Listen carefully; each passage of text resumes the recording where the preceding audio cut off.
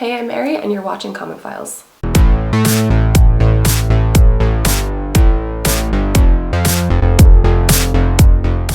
Welcome to the first episode of Comicphiles on the Arcade Online. This video series is all about what comics that we picked up throughout the week and which ones are good and which ones are terrible. You may have been reading the regular Comicphiles column on the arcade.ie, and if you have, then great. This is going to be pretty much the same kind of thing except in video format, and we have time to kind of go through a few more different options. First up this week is True Believers Black Widow #1, which I actually got for a fantastic price because for some reason it was going for $1. True Believers Black Widow #1 is all about Natasha Romanoff, otherwise known as Black Widow, atoning for the sins of her past, and she has a lot of them. The cover is really cool. It's a red, black and white colour scheme, and it has the silhouette of Moscow and New York below with Natasha Romanoff staring out, so that's really awesome. A lot of the scenes are really red and like blue tones, so red whenever there's something Natasha-ish happening and blue whenever she's kind of calm and like in a place where she can chill. I love colours academies, except when it comes to gender. The story is all about her going after really bad guys to try and make up for all the horrible things she's done in her past. The money that she gets for doing all these things goes into her trusts and her web, and basically she's trying to give back in any way that she can. At the very beginning there was also a little bit of backstory about her past, but what I love about these stories about Black Widow is that so much of the time you don't know what is the real one, and that's what's actually said in this comic as well, is that you're never going to know what her real past is. I loved it. I really like stories with strong female characters, especially ones as complex as Natasha, because, you know, she's gone through a lot of shit. Next up is Star Wars Princess Leia. I kind of picked this up on the off chance in just one of the comic book stores in Dublin, and I actually got it signed by Jordan Belair, the colorist, at Comic City Fest in Derry. I think it was about 3 weeks ago now. On the cover, Leia actually looks really like the actress who plays Agent Carter in the Marvel TV show.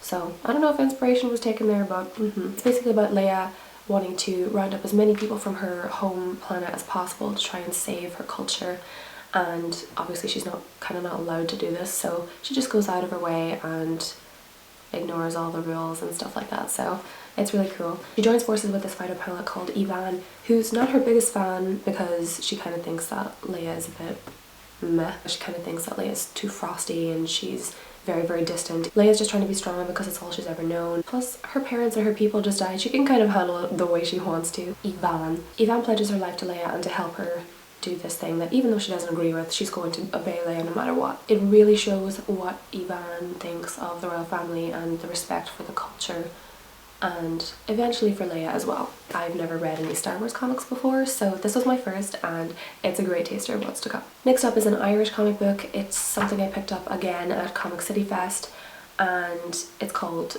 Zombies High by Uproar Comics. I feel kind of stupid because whenever I picked this up I kind of thought, oh, it's a comic book about zombies in high school. It's pretty weird. I didn't realize until probably the second issue that Zombies High is actually kind of just a slang thing from Derry, where the comic is set in, where people just put the word high after any sentence, basically. So it's not Zombies High, it's like Zombies High. I can't do the accent at all. It's a really great concept. It's all about a zombie apocalypse that's broken out in Derry in Northern Ireland, and the IRA are basically taking advantage of the fact that everybody's eating everybody else. People in Derry are trying to band together even though they've been on opposite sides for a really long time. I actually ended up buying 8 issues at once because I was feeling impulsive.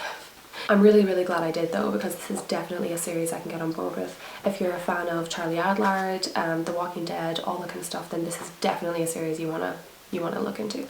Next up is Gotham Academy, written by Becky Cloonan and Brendan Fletcher, and I've heard loads of great things about this. Everyone has been saying it's fantastic, so I picked it up and thought I would give it a go. Right off the bat, it's not at all what I expected.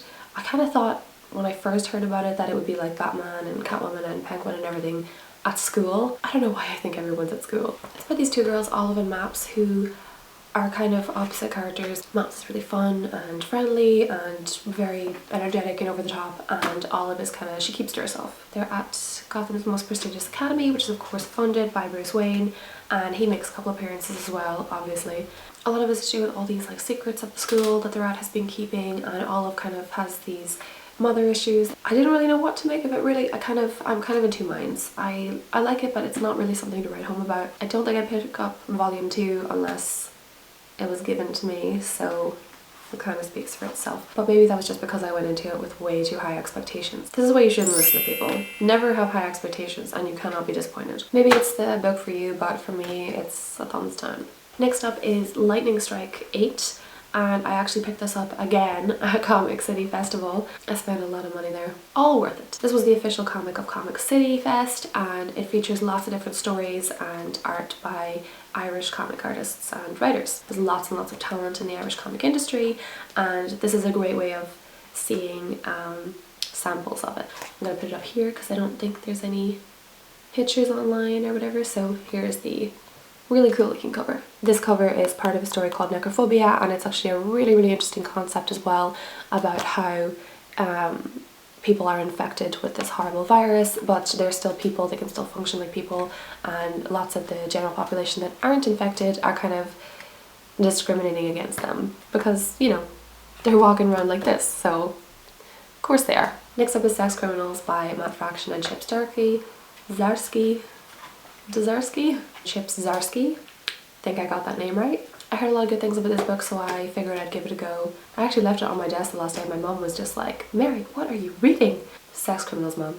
I'm reading about sex criminals. It's basically about these two people, Susie and John, and since they were young, or since they hit puberty, or since they started experimenting, it's not that clear. Either one, they've been able to do this weird kind of thing when they climax, which basically stops time. Needless to say, that doesn't happen for everybody. It becomes kind of a habit for Susie for a while because her dad has just died and her mom's not dealing with it very well, and neither is she. She kind of just wants to escape, and she calls it the quiet, which is basically what happens whenever time is stopped and she can kind of walk around, scream at people, and there's all these colours and it's silent. And John on the other side is also going through this thing, but they've never met each other. They think they're the only people in the world who have this, and of course they end up meeting, but they quickly realise they are not the only people who have this ability. There is a police force inside the orgasm world. There's a sentence I didn't think I'd say today. So Susie and John are kind of taking advantage of this new power they have, and they're getting up to a little bit of mischief, and that's not on, apparently. It's a really fascinating concept, and I was kind of just a bit taken aback at first, I guess, because I did kind of think, okay, maybe this is just about horrible sex abusers, but no. Very pleasantly surprised here. Their relationship is really endearing as well. You know, they just seem to like absolutely click, not just because they have this weird thing in common. So that was great as well, because you really get invested in these characters very quickly. Susie also has this roommate called Rachel, who she's known since she was a kid, and told her some really gross stuff about sex in a cubicle in school one time. None of which I recommend trying in real life, unless you want to hurt yourself. Maybe you do. It's kind of Rachel's fault that the sex police come after Susie and John, but she is just looking after her friend because she doesn't know what's going on, because obviously Susie can't just go up to Rachel and say, hey Rach, I stop time whenever I orgasm. What are you gonna do? So I'm definitely looking forward to the next issue, and if you haven't read this, then you should definitely pick it up. Hopefully you guys enjoyed the first episode of Comic Files. If you have any comments or suggestions, or if you totally disagree with my list, then please let me know below.